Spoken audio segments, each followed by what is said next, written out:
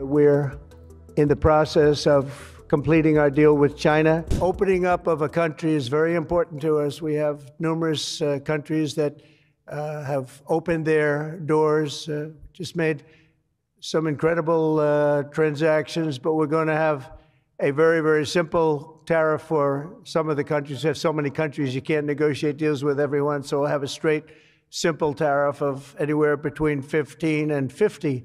A couple of we have 15 because we haven't been getting along with those countries too well, so we just say, let's pay 50, and that's the way it is. But remember, we get countries that were closed, always closed. Everyone in this room would never remember any of them to be open.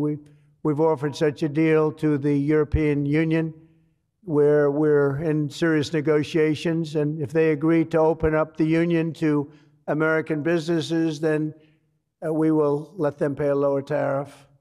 So the tariff is very important, but the opening of a country, I think, can be more important if our businesses do the job that they're supposed to be doing. Such openings are worthy of many points in tariffs, and they're a good thing, not only for, as an example, Japan or Europe, but certainly a great thing for America because it allows our businesses to go out and fairly compete and do really well if they compete properly, like the people that I know.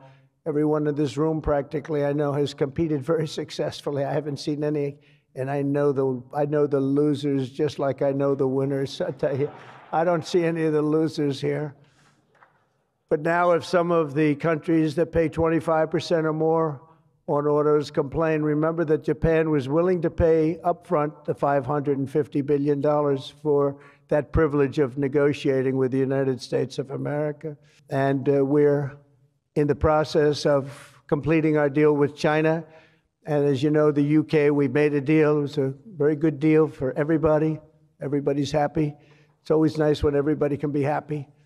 But mostly we'll be charging straight tariffs to most of the rest of the world because we have over 200 countries. People don't realize that's a lot of deals. Even if you're like me, a deal junkie, that's a lot of deals. That would be too much for anybody. Ooh. And we're making deals with various Asian countries that need it, and it's actually hard to believe, you don't think of it, but Asia is very close to Alaska, relatively speaking.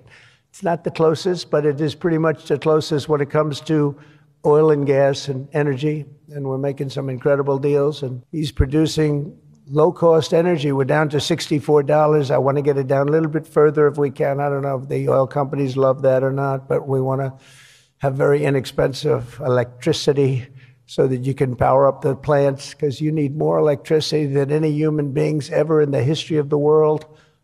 When I heard what you really need, I said, you got to be kidding. Double what we produce right now for everything, right?